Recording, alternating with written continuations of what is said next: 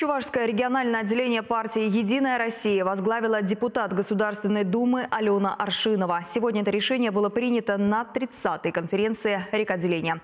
В его работе принял участие секретарь Генсовета партии Андрей Турчак.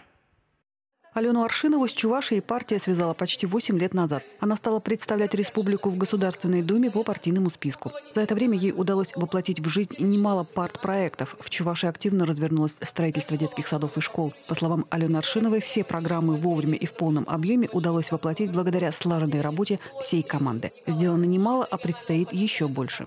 Чувашия всегда отличалась именно человеческим капиталом. Именно его и нужно развивать. Именно об этом все наши чаяния и заботы.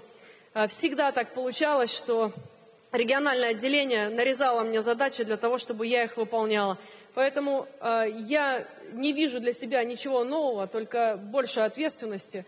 3 месяца она исполняла полномочия секретаря регионального отделения. Сегодня коллеги по партии избавили ее от приставки ИП. Также единогласно поддержали единороссы и другую кандидатуру. По словам собравшихся, сегодня не время решать узкопартийные задачи. Олега Алексеевича знаю давно, знаю его как человека дела, знаю его как человека, любящего свою родную республику и искренне желающего сделать все для того, чтобы регион динамично развивался. Он кандидат нашего президента.